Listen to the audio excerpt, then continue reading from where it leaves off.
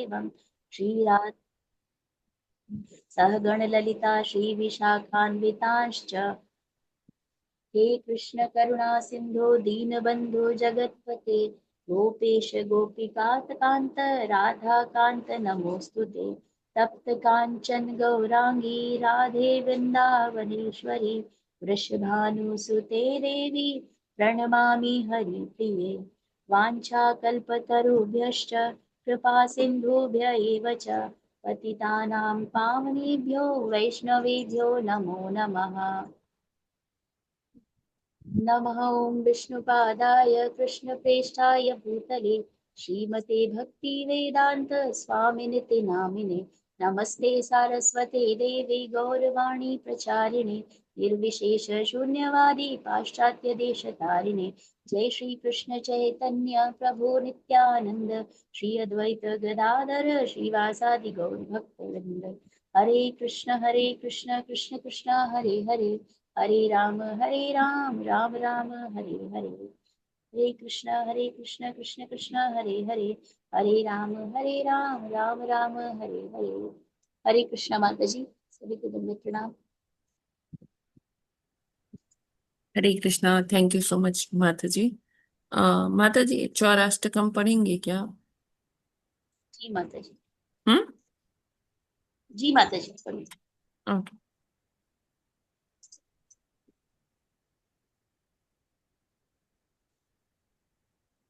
ब्रजे प्रसिद्धम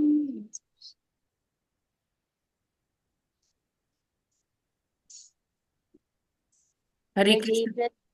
जी माता जी। ब्रजे प्रसिद्धं नवनीतचौरं गोपाङ्गनानां च दुकूलचौरम् अनेकजन्मार्जितपापचौरं चौराग्रगण्यं पुरुषं नमामि श्रीराधिकाय हृदयस्य चौरम् नवाम्बुदश्यामलकान्तिचौरम् पदाश्रितानां च समस्तचौरं चौराग्रगण्यं पुरुषं नमामि अकिञ्चनीकृत्य पदाश्रितमया करोति भिक्षुं पथि गेहहीनं केनाप्यहो भीषणचोरईदृग् दृष्टश्रुतो वा न जगत्त्रयेऽपि यदीयनामापि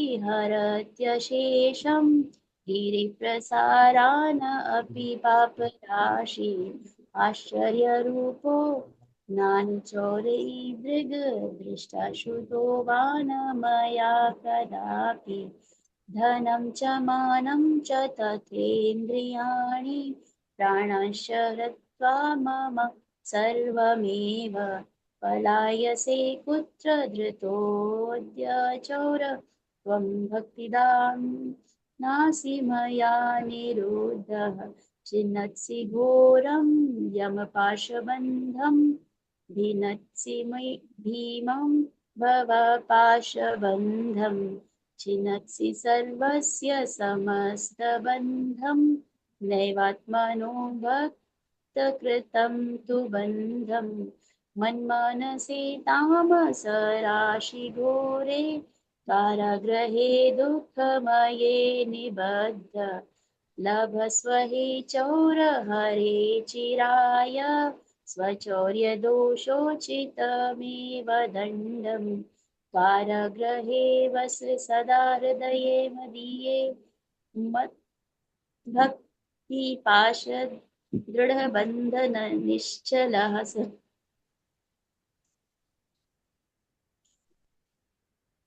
त्वां कृष्ण हे प्रलयपूर्व शतान्तरे अपि सर्वस्वचौर हृदयान् न हि मोचयामि इति श्री बिल्वमंगल ठाकुर विरचितम चौराष्टकम संपूर्ण। Hare Krishna. Thank you so much माता जी आज का जब प्रार्थना और चौराष्टकम पढ़ने के लिए। हरे बोल। हरे कृष्णा। हरे कृष्णा प्रभु जी। हरे कृष्णा माता जी। हरे कृष्णा। हरे कृष्णा। दंडवत प्रणाम प्रभु जी। हरे दंडवत प्रणाम कृष्णा माता प्रभु जी। जी। दंडवत प्रणाम। हरे कृष्ण प्रभु दंडवत प्रणाम। दंड हरे प्रणाम कृष्णा प्रभु जी, हरे कृष्णा माता जी, प्रभु दंडवत जी प्रणाम दंडवत प्रभु जी। प्रणाम। प्रभु जी हरे दंडवत कृष्ण। प्रणाम। हरे हरे कृष्णा प्रभु जी, हरे कृष्णा माता जी, दंडवत प्रणाम। हरे कृष्णा हरे माता कृष्णा। जी। बहुत बहुत धन्यवाद आप सभी लोगों का इस प्रातःकालीन जब सत्र में जुड़ने हैं तो आज 20 जुलाई है। माता जी वो शेयरिंग चला गया यस। जी। तो अब आज 20 जुलाई है। 20 जुलाई 1971 न्यूयॉर्क में श्रील प्रभुपाद जी ने आज का वक्तव्य दिया था। तो कुछ इस तरह से है। हमारे कृष्ण भावनामृत आंदोलन का लक्ष्य है कि कैसे गोपीजन बन जाएं, फिर श्री कृष्ण हमें सभी खतरों से बचाएंगे। उसके लिए चाहे उन्हें गोवर्धन पर्वत ही क्यों ना उठाना पड़े। जगतगुरु श्रील प्रभुपाद की जय। तो हमें समझना होगा कि भगवान अपने भक्तों का संरक्षण करने के लिए तत्पर रहते हैं। और उसका अर्थ क्या है? व्यक्ति संरक्षण किसी को कब देता है? संरक्षण व्यक्ति तब उसको देता है जो शरणागत होता है। तो भगवान शरणागत, जब तक हम भगवान के शरणागत नहीं होंगे तब तक भगवान का, जब तक हम आश्रय नहीं लेंगे भगवान का, तब तक भगवान हमारा हमारा योगक्षेम, जो भगवान कहते हैं कि योगक्षेम की बातें विषय में जो भगवान कहते हैं, तो योगक्षेम तब करते हैं भगवान जब हम पूर्णतः शरणागत होते हैं। यहाँ पर श्रील प्रभुपाद जी कह रहे हैं कि हम सभी लोगों को गोपी जन बन जाना चाहिए। तो गोपी जन जो ब्रज के जो भक्तगण हैं, जो ग्वाल सखा हैं और जो गोपियां हैं, वो जो गोप हैं, वो सारे कोई पढ़े लिखे लोग नहीं हैं, या उन्होंने बहुत सारी उपाधियां प्राप्त कर रखी हैं, या उनको बहुत ही विशेष ज्ञान कुछ है, ऐसा नहीं है। लेकिन उन्हें उन्हें कृष्ण को अपना प्राणनाथ, वो सारे जो है वो अपने, उन्होंने कृष्ण को अपना प्राणनाथ मान रखा है और पूरी तरह से कृष्ण के ऊपर शरणागत है। तो जब कभी भी कोई विपदा आती है, वो कहीं यहाँ वहाँ नहीं देखते, वो सिर्फ और सिर्फ कृष्ण की ओर देखते हैं और कृष्ण की कृपा पर पूरी तरह से आश्रित रहते हैं। और जब कृष्ण की कृपा पर आप पूरी तरह से आश्रित रहते हैं, तो कृष्ण को ये दायित्व बन जाता है कि आपका पूर्णतः संरक्षण करें। बहुत सरल उदाहरण है बच्चों का। तो जिनको भी बालक या बालिका है, जो छोटे बच्चे होते हैं, नवजात शिशु जो होते हैं, वो पूरी तरह से माता पिता के ऊपर आश्रित होते हैं। और पूर्णतः आश्रित होने के कारण उनको कब खाना है, कब पीना है, उन्होंने कभी लवशंका दीर्घशंका कर दी तो कपड़ा बदलना कब है, नहलाना धुलाना कब है, उनकी क्या आवश्यकता है, बच्चों को भी मांगनी नहीं पड़ती। कभी नवजात शिशु जो है मांगता है क्या, मुझे नए वस्त्र ला करके दो, माता पिता स्वयं उसे नए वस्त्र ला करके देते हैं।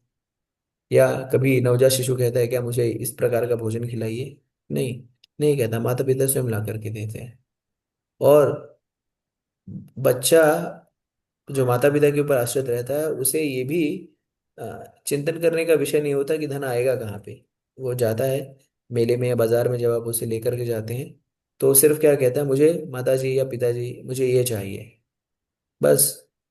उसे ये चिंतन नहीं होता कि माता जी के पास धन है या नहीं, या पिता के पास धन है या नहीं, या जिसके साथ जा रहा है उसके पास धन है या नहीं। बस उसे अपनी इच्छा को प्रकट करना होता है और फिर स्वतः ही इच्छा पूरी हो जाती है। व्यक्ति स्वयं को गर्मी लग रही होती है, लेकिन बालक जहाँ सो रहा होता है वहां अनायास ही पंखा चल रहा होता है। तो बच्चे को ये भय नहीं रहता कि बिजली जो है, बिजली का बिल अधिक आ जाएगा। तो इस तरह से आश्रय लेना बहुत ही आवश्यक है। और हम सभी लोग नाना प्रकार के विषय वस्तु का आश्रय लेते हैं, लेकिन हमें सभी आश्रय स्थलों के जो आश्रय स्थल हैं, परम पुरुषोत्तम भगवान श्री कृष्ण, उनका आश्रय ग्रहण करना चाहिए। और उनका ही आश्रय ग्रहण करना हमारे जीवन की सार्थकता है। जब कोई व्यक्ति, जब कोई जीव पूर्णतया कृष्ण को आश्रित हो जाता है ना, तो वो कृष्ण का दायित्व हो जाता है कि कृष्ण उसका संरक्षण करे, व्यक्ति का दायित्व नहीं रह जाता। बहुत सुंदर उदाहरण आता है प्रहलाद महाराज का। तो प्रहलाद, वो पूर्णतया कृष्ण भावना भावित थे और पूर्णतया कृष्ण पर आश्रित थे। और इस कारण से उन्हें जिस हिरण्यकश्यपु से पूरा जगत, पूरा ब्रह्मांड, पूरे देवी देवता इत्यादि भयभीत थे। और जो अ, जिसके खाली भ्रिकुटी ऊपर नीचे करने से सूर्य जो है वो डूब जाता था और सूर्य का प्राकट्य हो जाता था, ऐसे व्यक्ति से 5 साल का 5 वर्ष का बालक प्रहलाद बिल्कुल भी भयभीत नहीं हुआ। और तो और उसने कृष्ण भक्ति की शिक्षा दीक्षा शिक्षा भी जो है प्रसारित प्रसारित कर दी इसके समक्ष, हिरण्यकशिपु के समक्ष। और इसके बाद भी जब उसके आश्रित पिता ने उसे मारना चाहा नाना प्रकार के उपक्रमों से, तो वो बिल्कुल भी विचलित नहीं हुआ। वह पूरी तरह से पूर्णतया कृष्ण पर आश्रित रहा। और जो भी जिन भी हथियारों का, जिन भी उपायों का उपयोग हिरण्यकशिपु ने किया प्रहलाद महाराज का वध करने के लिए, वो सारे निष्क्रिय हो गए। भाले से मारने का प्रयास किया गया, भाला जो है वो टूट गया।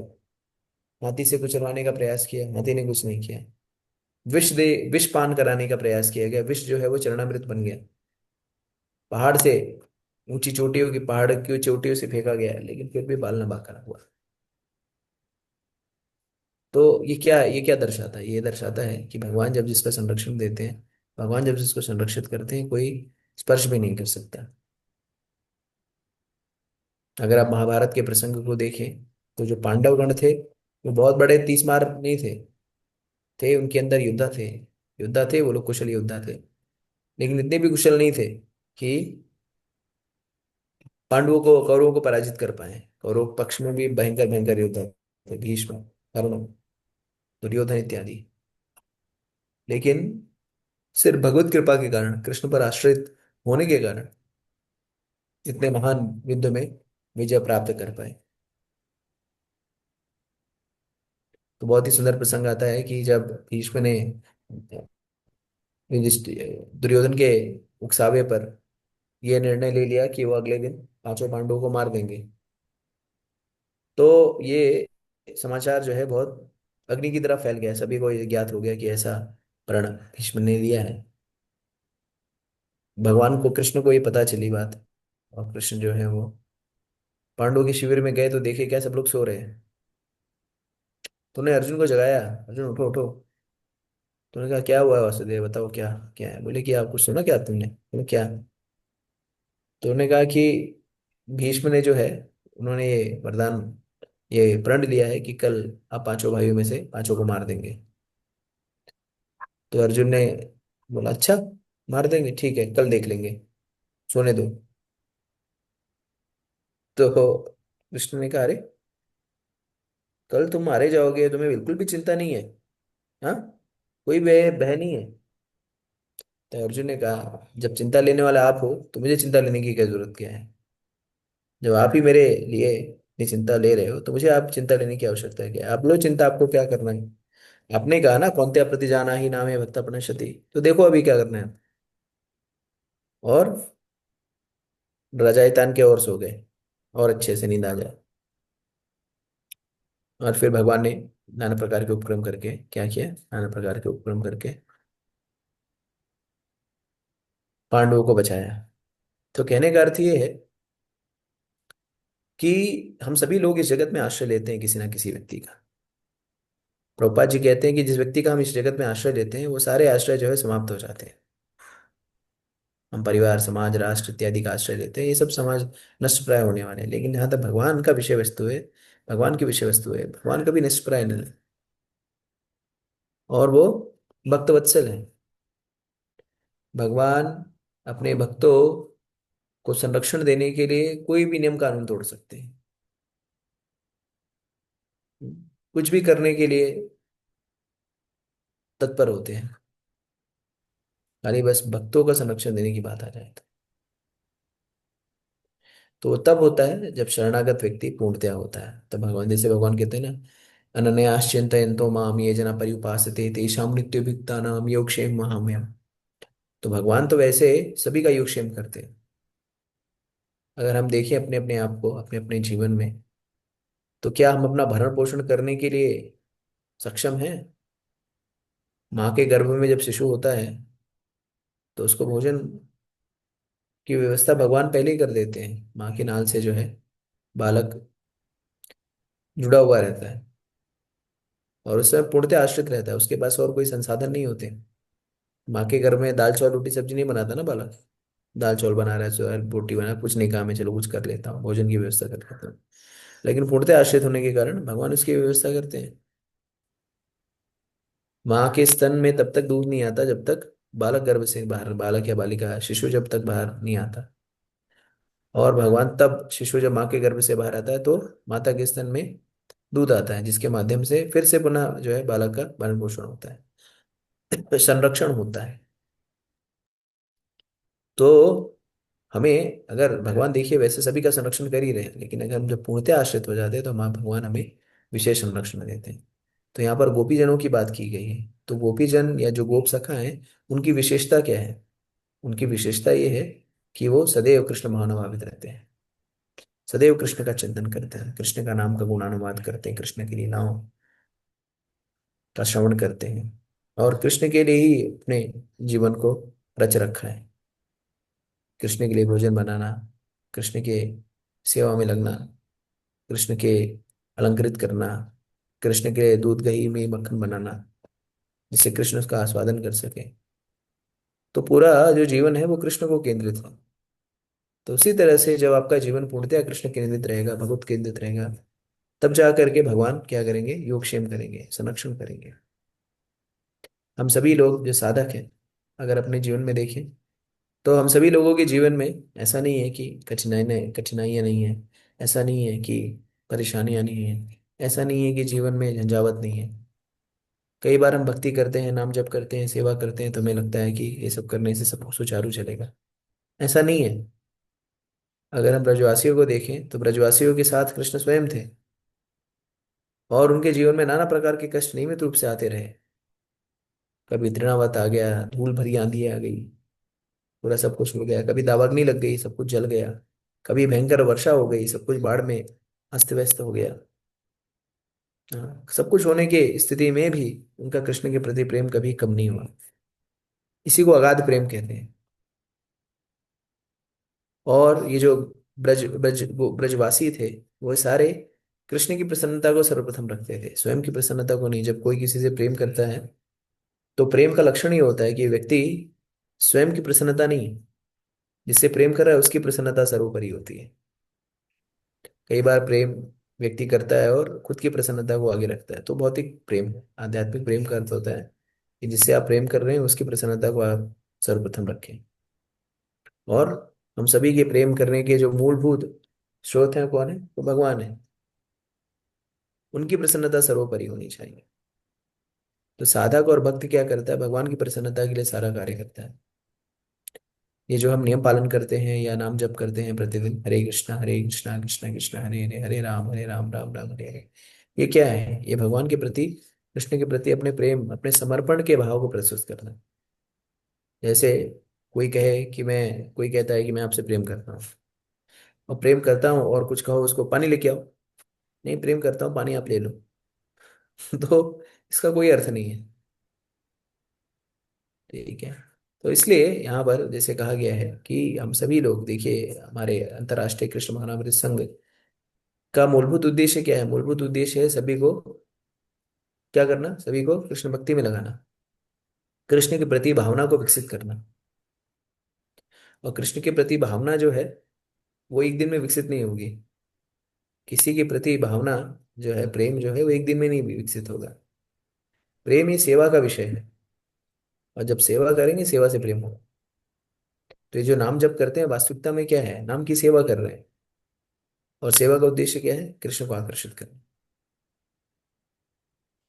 तो हम सभी सभी लोगों को क्या करना है? साधना भक्ति के नियमों का पालन कर रहे हैं वर्तमान में, उसी का निरंतरता दृढ़ता से पालन करते रहे।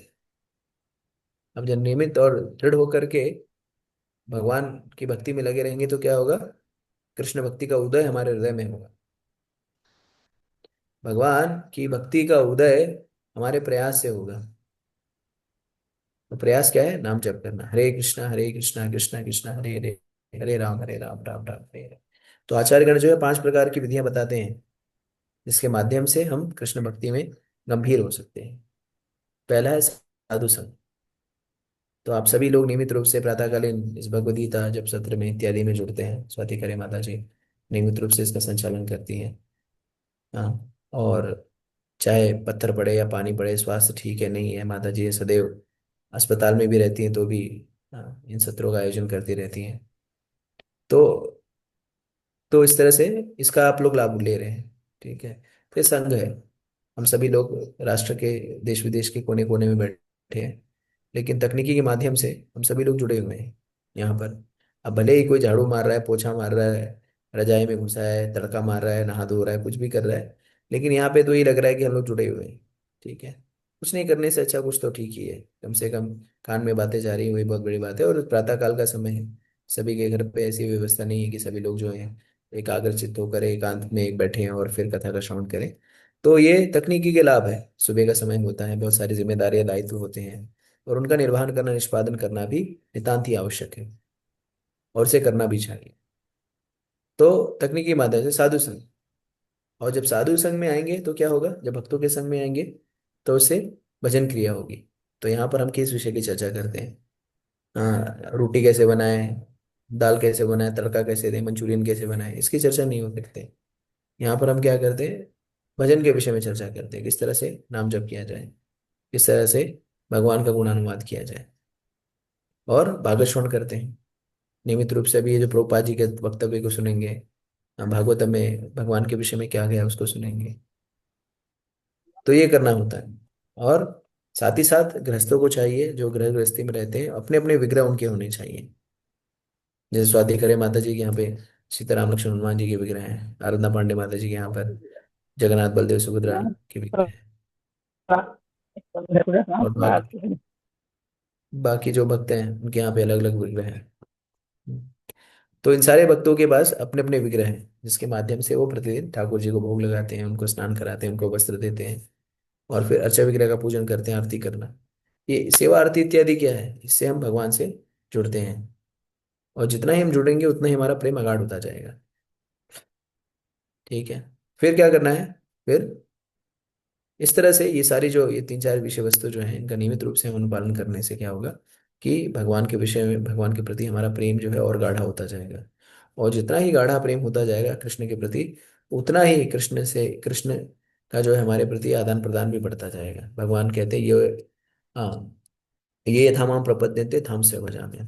तो जितनी अपने जीवन में आप कृष्ण को जिस जिस स्तर पर रखेंगे, अपने जीवन के कहते नहीं है कि आप अगर भगवान को प्राथमिक स्तर पर अपने जीवन में रखते हैं, तो भगवान भी आपको अपने पुस्तक में प्राथमिक स्तर पर रखेंगे।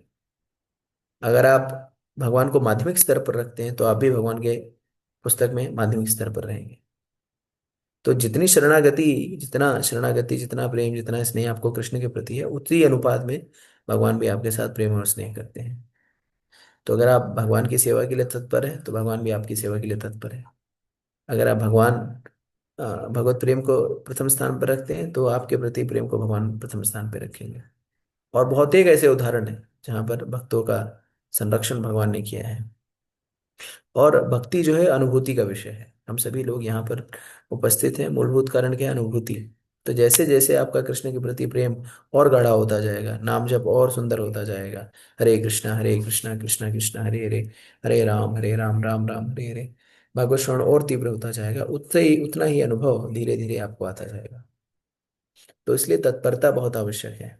और नाम जप, मैं आप सभी लोगों को बार बार अनुरोध करता हूँ कि आप सभी लोगों के साथ थोड़ा ढील ढाल रवैया अपना सकते हैं, लेकिन नाम जप और श्रवण, ये दो दो विषय के प्रति जो है कभी भी ढीले मत बनिए, कभी भी इसको तिरस्कार मत करिए। इसको संपूर्णता प्रत्येक दिन जो है इसका अनुपालन करिए, क्योंकि कलयुग में भक्ति जो है नाम जप के ऊपर निर्धारित है। 99% हमारी भक्ति जो है वो नाम जप पर आधारित है। अगर नाम जप ही नहीं करें, हम इस पे ढील डाल रवैया अपना के रखें, तो कोई अधिक लाभ नहीं होगा। क्योंकि कलयुग का युग धर्म हरिनाम संकीर्तन। तो युग धर्म, तो जो मूलभूत औषधि है उसको ग्रहण करने की आवश्यकता है। अगर आप मूलभूत औषधि, जो मूल औषधि है, उसको ना ग्रहण करें, जैसे किसी को बीमारी होती है तो चिकित्सक क्या करता है, आपको दवाइयाँ देता है, उस बीमारी से संबंधित दवाई देता है, और क्या करता है उसके अलावा कुछ एक और दवाई दे देता है, जैसे विटामिन की गोली दे दिया, या आयरन की गोली, लोहे की गोली दे दिया, इस तरह की जो है कुछ गोलियां दे देते हैं। तो अगर कोई कहे कि मैं मूलभूत गोली ना खा करके खाली जो अलग अलग जो दूसरी गोलियां हैं उसको खा लूं, तो उससे लाभ होगा क्या? नहीं लाभ होगा, क्योंकि जो मुख्य रोग है वो तो ठीक ही नहीं हो रहा ना। बाकी वो तो बाकी सारी चीजें हैं। तो इसी तरह से नाम जप जो है वो मुख्य मूलभूत हमारा अस्त्र है, ये हमारा ब्रह्मास्त्र है। बाकी सारी चीजें जो है छोटे छोटे अस्त्र है। लेकिन भक्ति की विशेषता ये है कि बाकी छोटे छोटे जो चीजें उसको करेंगे तब ये मूलभूत रूप से नाम जप कर पाएंगे। तो इसलिए नाम जप को कभी भी, नाम जप और श्रवण को कभी भी वो मत करिए, इसको तिरस्कृत मत करिए, और नियमित रूप से प्रयास करिए। हो सकता है संभवतः हम सभी लोग गृहस्थ आश्रम में हैं, हमारी अपने अपने दायित्व हैं, अपने अपने कार्य हैं, अपने अपने पारिवारिक अ, ताना बाना है, परिवार में नाना प्रकार से अलग अलग प्रकार की परेशानियां हैं, समझ में आता है। तो हमें कई बार लोग जो है अपने परेशानियों को, अपने पारिवारिक जो उनके जो परेशानियां हैं उसको अ, उसको प्रथम रखते हैं, और रखना भी चाहिए। लेकिन हमें ये समझना होगा कि 24 घंटे हमारे पास होते हैं, और उसपे हम किसी भी तरीके से जो है 2 घंटा तो निकाल ही सकते हैं जहां पर हम भगवान का नाम ले पाए।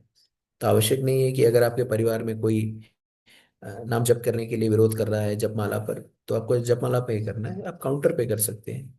वो गणक यंत्र होता है उस पे कर सकते हैं। अगर उस पे भी संभव नहीं है तो उंगलियों के माध्यम से आप नाम जप कर सकते हैं। लेकिन नाम जप करिए, क्योंकि ये जो गोप गोप सखा थे या जो ब्रजवासी थे, उन्होंने कृष्ण को सर्वप्रथम रखा, अपने स्वार्थ को नहीं रखा। जैसा कि आप सभी लोगों को ज्ञात है, जब नारद मुनि आकर के उन्होंने बताया कि कृष्ण को मस्तिष्क में पीड़ा है, और पीड़ा का निराकरण कैसे होगा? पीड़ा का निराकरण होगा जब उनका जो कोई प्रिय प्रेमी भक्त है वो अपने चरणों की धूली उनको दे दे। तो गोपियों ने एक बार भी ये सोचा नहीं कि अगर हम चरणों की धूली दे देंगे तो नरक में जाएंगे। नारद मुनि ने कहा भी कि आप लोग चरण धूली देने के लिए इतने तत्पर हो रहे हैं, लेकिन भगवान को अपनी चरण धूली लगाने के कारण आप क्या होंगे? आप जो है आप नरक में जाएंगे, पूर्णकालिक नरक में जाएंगे। तो उन्होंने कहा कि हमें कोई भी चिंता नहीं है नरक में जाए, अगर हमारे नरक में जाने से कृष्ण की पीड़ा को दूर होता है तो हम नरक में जाएं तो भी कोई दिक्कत नहीं है। तो कहने का अर्थ है कि ये प्रेम का जो है सबसे उच्चतर स्तर है, जहाँ पर भक्त जो है भगवान को सर्वोपरि रख रहा है। और उसके कारण ही चैतन्य महाप्रभु कहते हैं ना कि सारे भक्तों में सबसे सर्वश्रेष्ठ कौन भक्त है? ब्रज की गोपियां। जो ब्रज के ब्रजवासी हैं वो सबसे सर्वश्रेष्ठ है। तो ऐसे ही कोई सर्वश्रेष्ठ नहीं हो जाता, उसको समर्पण देना पड़ता है, उसको समर्पण करना पड़ता है। तो हमें कलयुग में बहुत ज्यादा समर्पण करने की आवश्यकता नहीं है। हमें तो सिर्फ अपना समय समर्पण करने की आवश्यकता है, 2 घंटा, जहाँ पर हम कम से कम भगवान का नाम ले पाए। हरे कृष्णा कृष्ण कृष्ण हरे हरे, हरे राम राम राम। ठीक है, हरे कृष्णा।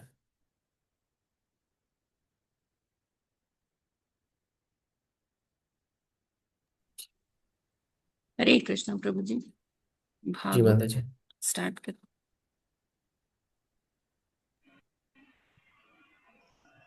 माता जी आज 14। जी।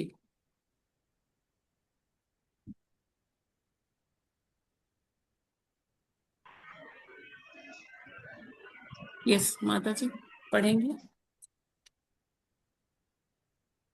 हरे कृष्णा।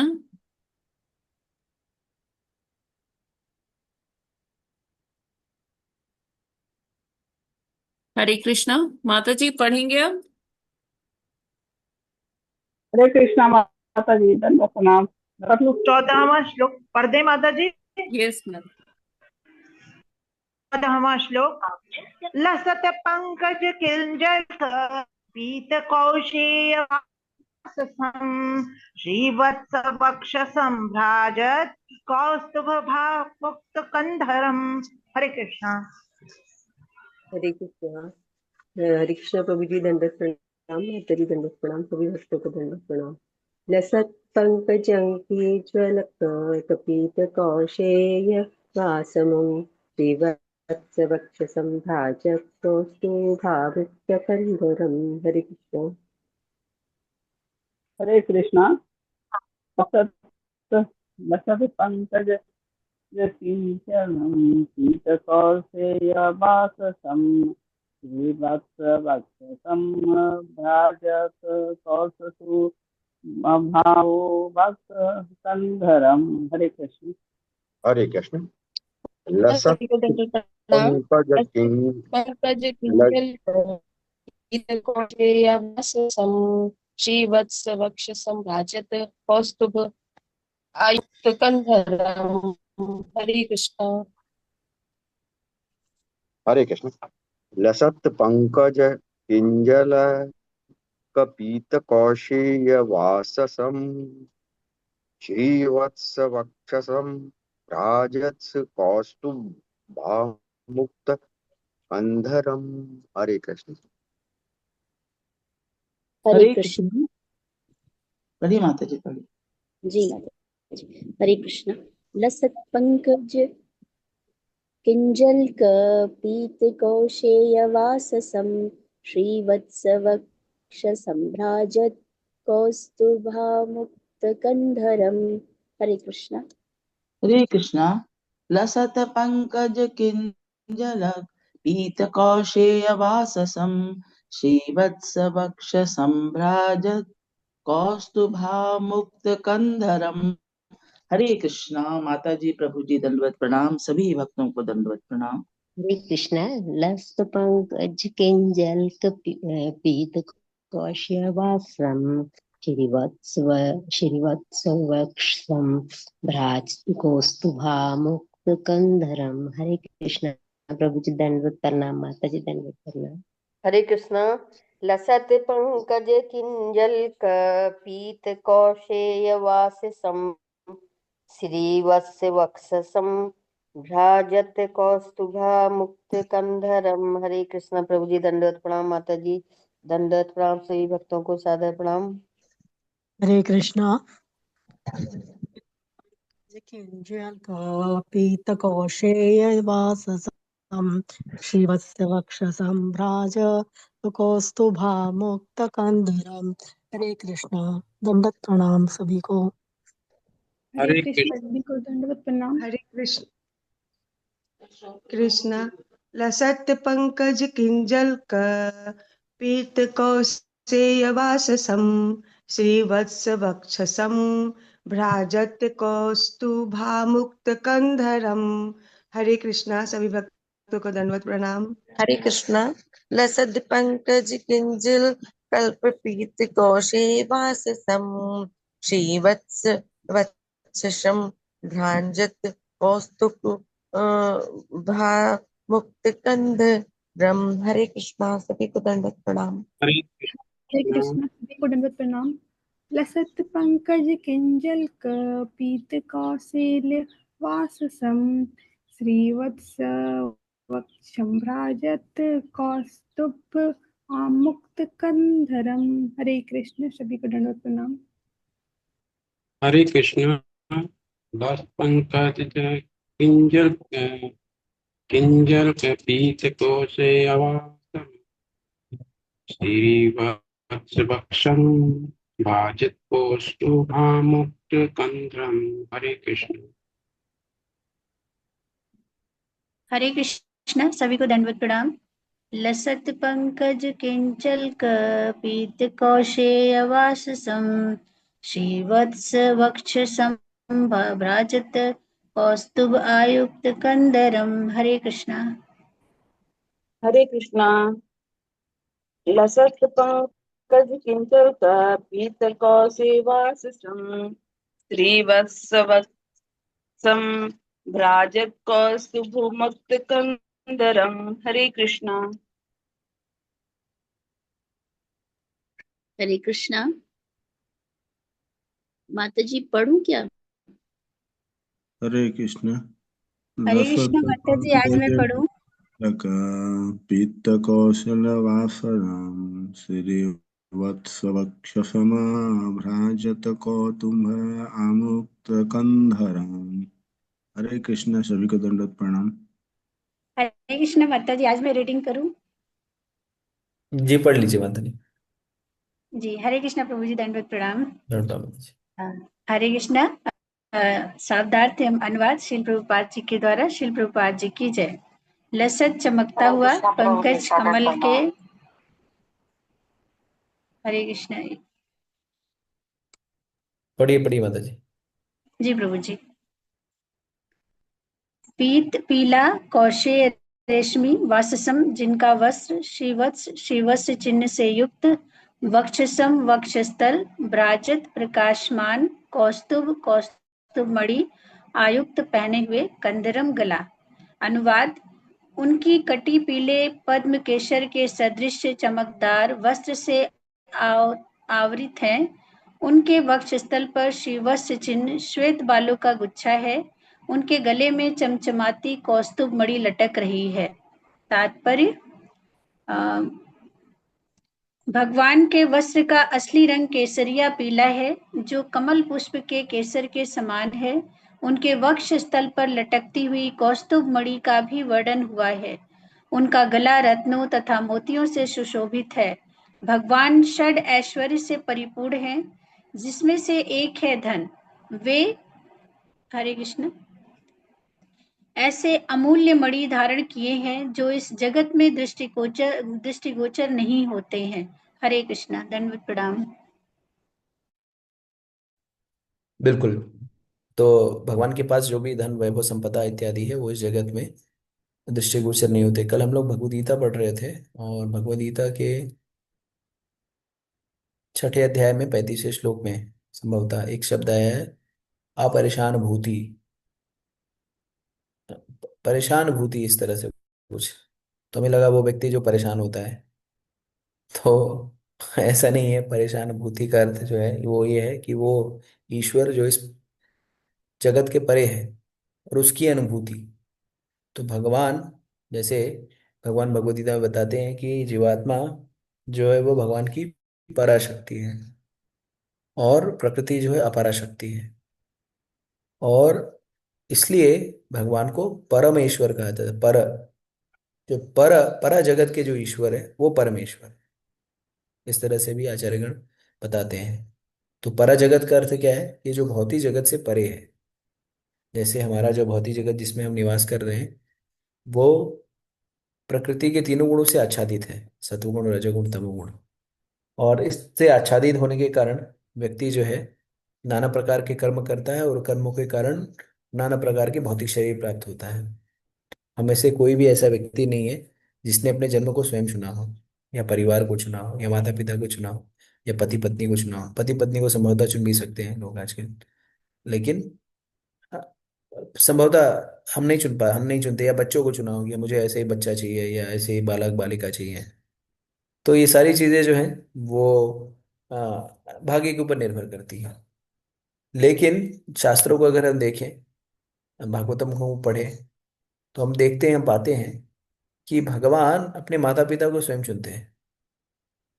और वो किनको चुनते हैं? योग्य व्यक्तियों को, जो योग्य जीव हैं, योग्य भक्त हैं, भगवान उनको चुनते हैं अपने माता पिता के रूप में। और भगवान भक्तों के साथ उसी प्रकार से आदान प्रदान करते हैं जिस प्रकार से भगवान के भक्तों का उनसे जिस प्रकार से संबंध हो। तो भगवान का संबंध भक्तों के साथ विभिन्न रसों में होता है: दास्य रस, साख्य रस, वात्सल्य रस, दास्य साख्य, वात्सल्य माधुर्य और शांत रस। तो इन विभिन्न रसों में भक्त जो हैं नाना प्रकार से अपने अपने संबंध भगवान के साथ स्थापित करते हैं, और उन संबंधों के अनुरूप भगवान उनके साथ आदान प्रदान करते हैं। जैसे शांत रस में व्यक्ति, अ, जैसे अगर आप देखें कृष्ण लीला में, तो बहुत सारे पेड़ होते हैं। जब भगवान को उच्चारण के लिए जाते हैं और फलदार होते हैं तो वो झुक करके भगवान को फल अपना अर्पित करते हैं, या भगवान की छांव में लेटते हैं। तो इस तरह से शांत रस में, यानी बहुत गंभीर आदान प्रदान नहीं है, लेकिन फिर भी कुछ ना कुछ आदान प्रदान है। फिर दूसरा आदान प्रदान जो होता है भगवान और भक्तों के मध्य में, वो दास्य रस में। कई जीव जो होते हैं भगवान को अपने स्वामी के रूप में मानते हैं। वैसे भगवान तो हम सभी के स्वामी हैं, लेकिन मूलभूत रूप से उनकी आज्ञा पालन करने के लिए तत्पर रहते हैं। तो उनका जो संबंध है वो दास्य के भाव में होता है। जैसे हनुमान जी, तो हनुमान जी जो है वो दास्य भाव में पूरी तरह से परिणीत है, और हनुमान भगवान की जो भी आज्ञा है, जो भी इच्छा है, उसको पूर्ण करने के लिए वो सदैव तत्पर रहते हैं। और तीसरा है अ, शांत दास्य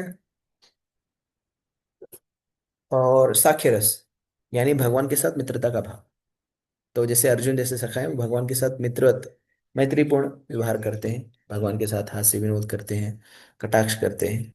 जब भगवद गीता में भगवान ने अर्जुन को विश्व रूप दिखाया और विश्व रूप की भव्यता भव्यता का विस्तार देखकर अर्जुन विमोहित हो गया और उसने भगवान से क्षमा याचना करने लगी। क्या कहा कि मुझे क्षमा कर दीजिए, मुझे नहीं ये समझ पता था कि आप जो है इतने महान व्यक्तित्व हैं, परम पुरुषोत्तम है, परम ब्रह्मा परम धामम पवित्रम परमम भवाम पुरुषम आदि देवम इदम आदि एवं विभुम। तो आप विभु हैं, आप सब कुछ के हैं स्वामी, और मैंने आपको क्या क्या नहीं कहा। आपको कभी कृष्ण कहा, कभी सखा कहा, कभी यादव कहा, आपकी कभी बेइज्जती की, तफरीली ली आपके ऊपर, कभी इन्हें पैर रखा। इस तरह से मैंने आपके साथ ये सारी चीजें की, मुझे क्षमा कर दीजिए। तो सखा साखी का भाव था, तो साखी भाव में क्या व्यक्ति हास्य का दान प्रदान करता है। फिर वात्सल्य भाव यानी माता पिता का भाव, जहाँ पर नंद यशोदा, देवकी वसुदेव ये सारे लोग, या दक्षत कौशल्या कैकेयी सुमित्रा इत्यादि जो है वात्सल्य भाव में है, जहाँ पर भगवान को वो अपने पुत्र बालक के रूप में उसे देखते हैं और फिर उनसे सेवाएं भी लेते हैं। जैसे भागवतम वर्णन है कि नंद महाराज कहते थे जाओ मेरा चप्पल लेके आओ।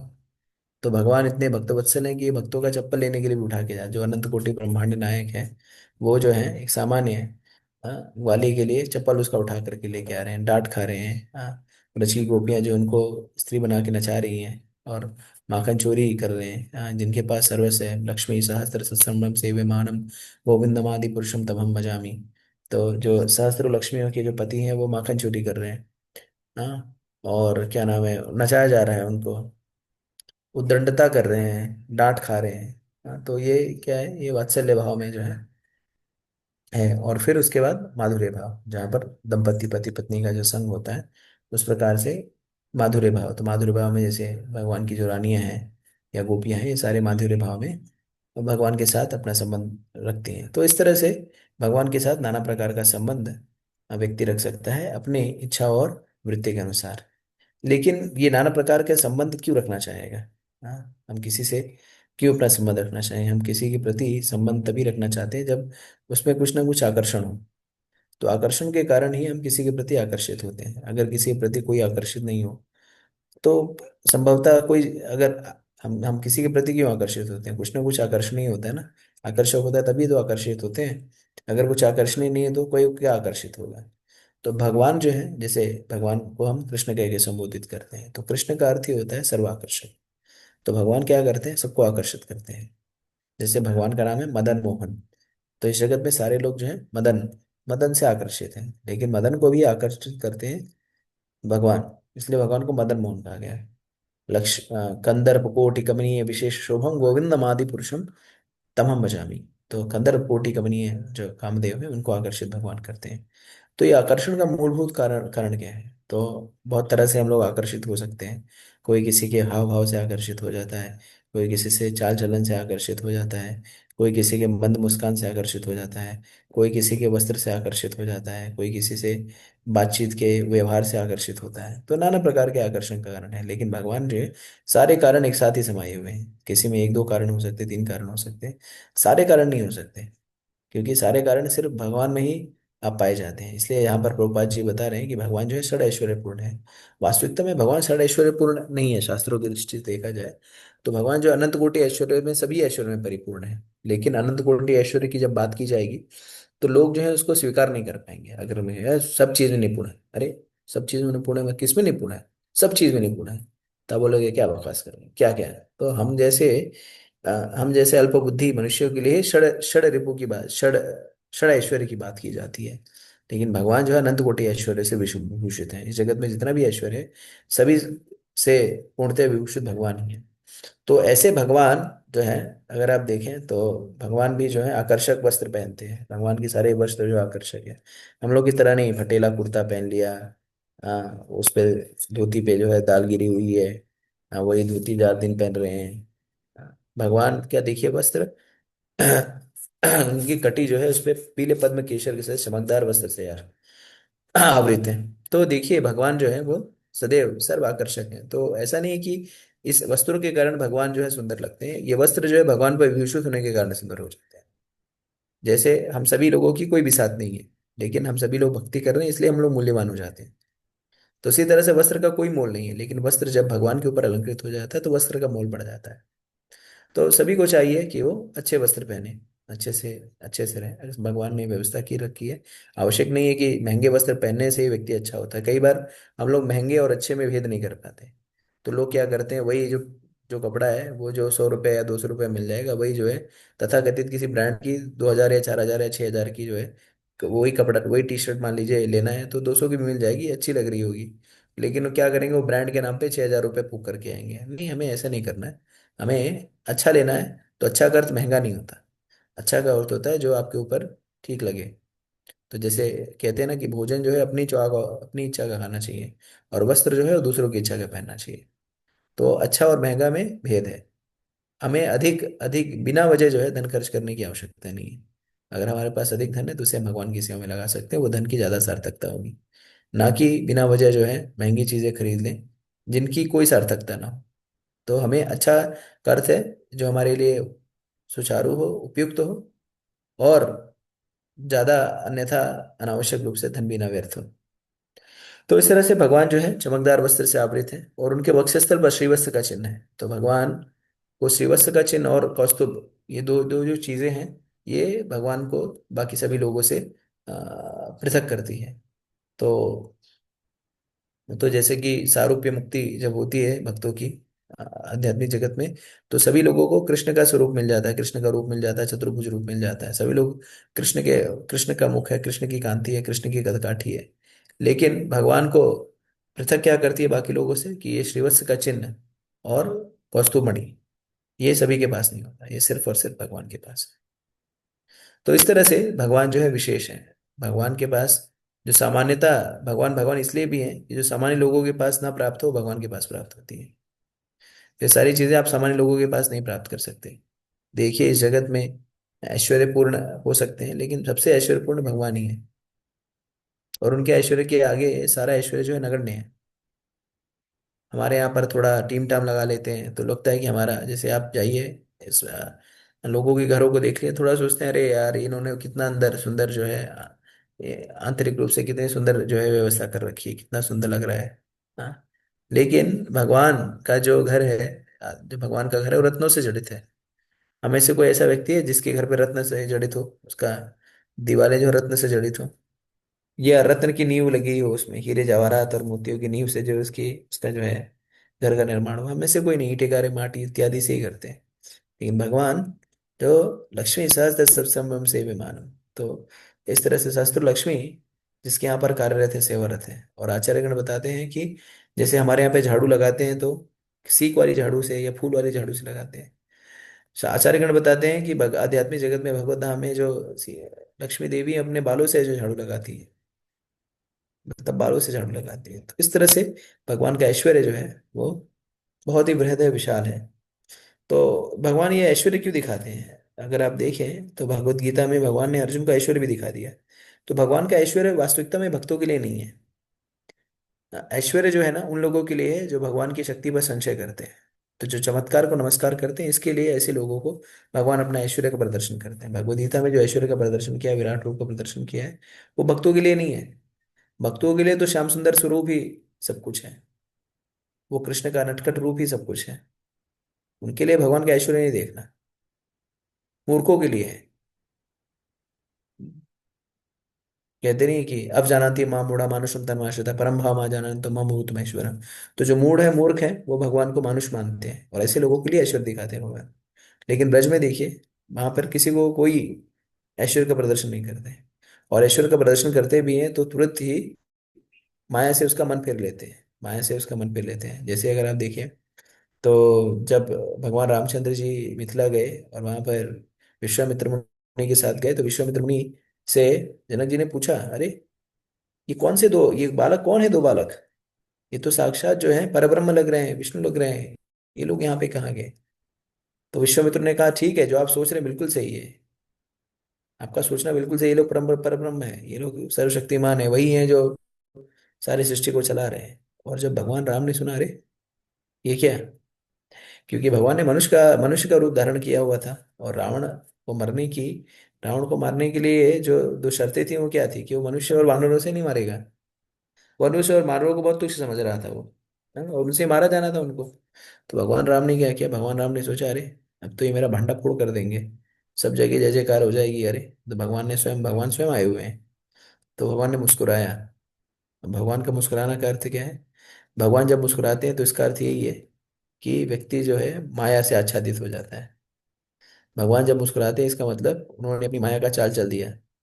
और जो भी कुछ विश्वामित्र मुनि कह रहे थे, या जो भी कुछ जनक जी समझे, सब कुछ विस्मृत हो गया। और फिर उन्होंने कहा नहीं नहीं, ये जो है ना दशरथ जी के पुत्र है।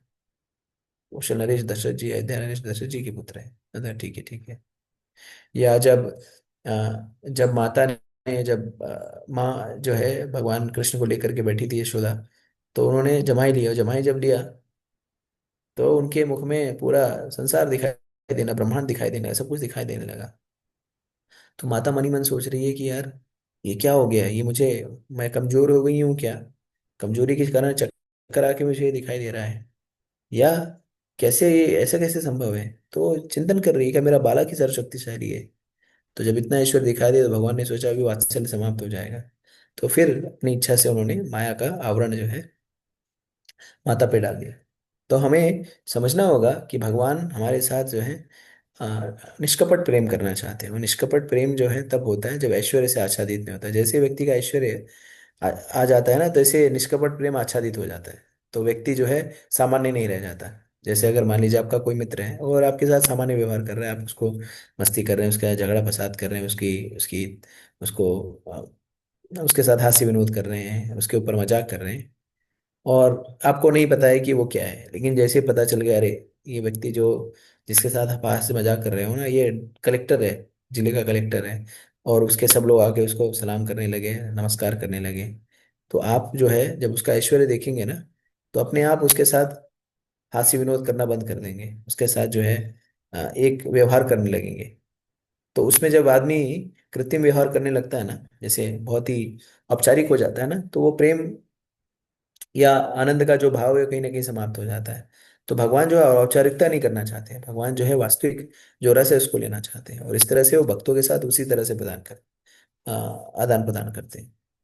तो हमें समझना होगा कि हमें भगवान के साथ अपने संबंध को प्रगाढ़ बनाना है। और जितना भी संबंध हमारा भगवान के साथ प्रगाढ़ता से बढ़ेगा, उतना ही कृष्ण की कृपा भी हमें प्राप्त होगी। और जितनी ही कृष्ण की कृपा प्राप्त होगी, कृष्ण के प्रति आकर्षण बढ़ेगा, उतना ही हमारा जीवन सार्थक होता जाएगा। तो हम सभी को अपने जीवन को सार्थक करना है, और हम सभी अपने जीवन को सार्थक कर सकते हैं कृष्ण के नाम का जप करके। हरे कृष्णा कृष्णा कृष्णा हरे हरे, हरे राम राम राम हरे हरे। ठीक है। हरे कृष्णा। किसी को कोई प्रश्न हो, जिज्ञासा हो तो पूछ सकता है।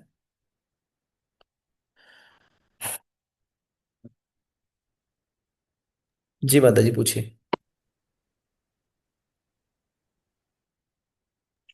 हरे कृष्णा प्रभु जी, दंडवत प्रणाम। दंड प्रणाम माता जी, प्रभु जी, बताएं। इतना है कि श्री कृष्ण तो हमेशा ही चिर यौवन युवा रहे हैं।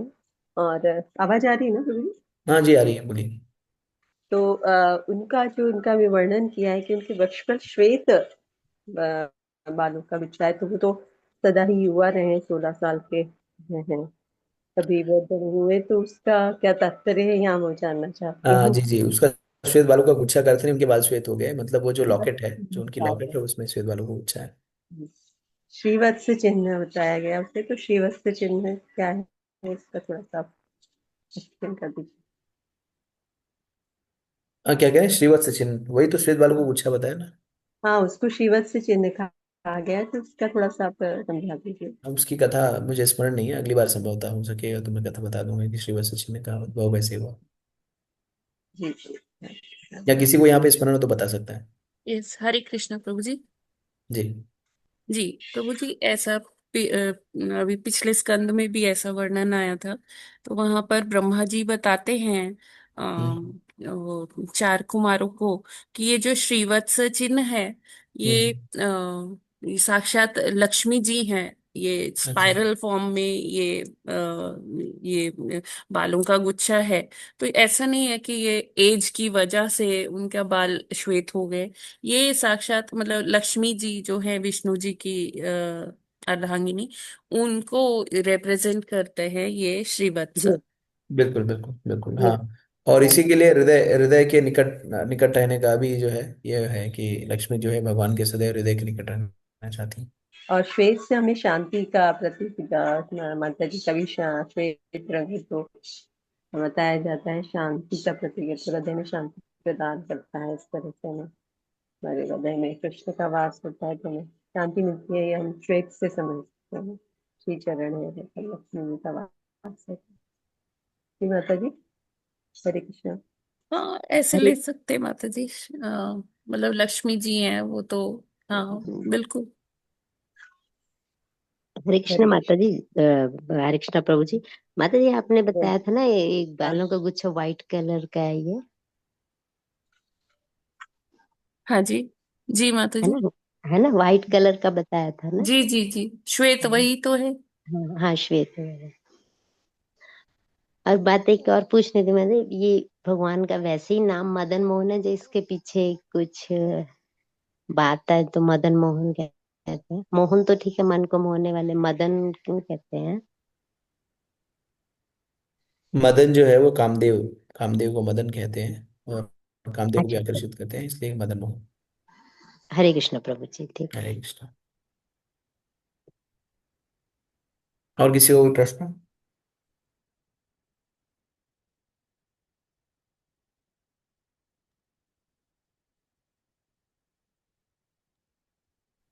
हरे कृष्ण प्रभु जी। हरे प्रभु कृष्ण। जी, अ, कौस्तुभ मणि की क्या विशेषता होती है? कौस्तुभ मणि की क्या विशेषता होती है? हाँ, कौस्तुभ मणि की कोई विशेष विशेषता तो नहीं है, उसके पीछे कथा तो अवश्य है कि कौस्तुभ मणि का उद्भव कैसे हुआ। स्वाति जैसे माता वो जी आपको पता है क्या ये कौस्तुभ मणि बताते का हैं कि उद्भव? उनकी गले में कौस्तुभ मणि लटक रही है, तो हाँ, मैंने कौस्तुभ कोई। मणि का उद्भव का मुझे कथा स्मरण नहीं है। स्वाति माता जी आपको स्मरण है क्या कुछ? नहीं, उसका तो ये नहीं पता कि कहाँ से आया, लेकिन हाँ ये बताते कि जब वो वैकुंठ में और जो भगवान के भक्त आते हैं तो उनको भी भगवान जैसा स्वरूप मिलता है, लेकिन भगवान को कैसे आइडेंटिफाई कर सकते हैं कि उनके श्रीवत्स होता है और और कौस्तुभ कौस्तुभ मणि मणि, होती है। बिल्कुल जी। बिल्कुल। उसके उद्भव में कथा जो है थोड़ा सा खोज के बता देंगे बात, ठीक है? हरे कृष्णा, सादर प्रणाम। प्रणाम माता जी। कौस्तुभ मणि वो समुद्र मंथन के वक्त निकला था उसमें से। हम्म। वो अ, जब देवता और असुर का वो हो रहा था हाँ, तब देव मणि समुद्र निकला मंथन, था। बिल्कुल बिल्कुल। हाँ, और वो भगवान को दिया गया था। वेरी नाइस, बहुत सुंदर। चंद्रमणि माता जी आपका क्लियर हो गया डाउट? हाँ जी प्रभु जी, जी वेरी थैंक नाइस। यू माता जी। थैंक यू हरे स्वाति माता जी। हरे कृष्णा, सादर प्रणाम। थैंक यू माता जी। जी प्रभु जी बताएं। आर सिंह प्रभु कुछ प्रश्न है आपका? हरे कृष्ण प्रभु जी। जी प्रभु। प्रभु जी, कल के संवाद में जैसे आया था कि भगवान कि जब हम ध्यान करना चाहिए तो नासिका के अग्र भाग पर अध खुले आंख से ध्यान करना चाहिए, और भगवान का जो उस, रूप है उसको भ्रिकुटी पे मतलब पेस्ट करके और उसको ध्यान करना चाहिए। जी, तो इसको जपा में यूज कर सकते हैं क्या? हमारे आचार्यगण जो इस तरह से नहीं कहते। अगर आप भगवान का स्वरूप, अगर आपको स्मरण हो रहा है तो बहुत अच्छी बात है, और नहीं हो रहा है तो आचार्य कहते हैं कि हमें सिर्फ दो इंद्रियों की आवश्यकता है, एक कान और एक मुंह। मुंह से बोलिए हरे कृष्णा कृष्णा कृष्णा हरे हरे, हरे राम राम राम, और कान से सुनिए। और अगर स्वरूप प्रदर्शित हो रहा है तो ठीक है, नहीं हो रहा है तो भी कोई बात नहीं है, ठीक है? जी प्रभु जी। हरे कृष्ण। ठीक है, और किसी का कोई आखिरी प्रश्न? हरे कृष्ण प्रभु जी। जी। लेकिन नाक पे नासिका के अग्रभाग को भी बोला गया है, और आज्ञा चक्र पे भी ध्यान लगाते हैं जो योग अष्टांग में बताया जाता है। तो हमें तो जैसे आपने क्लियर कर दिया कि दो ही जरूरी है, वही हम फॉलो करते हैं, उसी को बनाते हैं। लेकिन इस तरह से फिर दोनों चीजें बताई हैं तो वो केवल योग के लिए होगी, वो अष्टांग योग के लिए है ना? हाँ, जो अष्टांग योग है, देखिए अष्टांग योग बहुत ही विस्तृत है। भगवद जी। गीता में समय कम है तो संक्षेप में बताया, जी। और अर्जुन ने इसको खारिज भी कर दिया। जी हाँ, बिल्कुल। बस भक्ति के मतलब साष्टांग और ध्यान योग हमारे इसमें जप में ध्यान में भक्ति बस नहीं आ जाता है। बस बस बस। ये दोनों इसके माध्यम से समझाएं जी। हरे कृष्णा प्रभु, हरे दंडवत प्रणाम, कृष्ण। धन्यवाद। ओके, तो और कोई प्रश्न है तो पूछ सकते हैं, अथवा हम यहीं पे सत्र समाप्त करते हैं। ये स्वातिकारी माता जी, आपको कुछ अपडेट करना तो कर सकते हैं। नहीं? नहीं प्रभु जी, इट्स ओके। ओके। भगवदगीता यथारूप की जय, जगद्गुरु श्रील प्रभुपाद की जय, श्री गुरुदेव की जय। ओम तत्सत। हरे कृष्णा कृष्णा कृष्णा हरे हरे, हरे हरे राम राम राम हरे। जगदेव जय श्री प्रभुपाद। हरे कृष्णा धन्यवाद सभी। हरे हरे कृष्णा कृष्णा, प्रभु, धन्यवाद प्रभु जी। हरे हरे कृष्णा, हरे धन्यवाद। कृष्ण दंडवत प्रणाम प्रणाम, प्रभु जी। हरे प्रणाम। कृष्ण महाराज जी, धन्यवाद। हरे दंडवत कृष्ण प्रणाम। प्रभु जी, हरे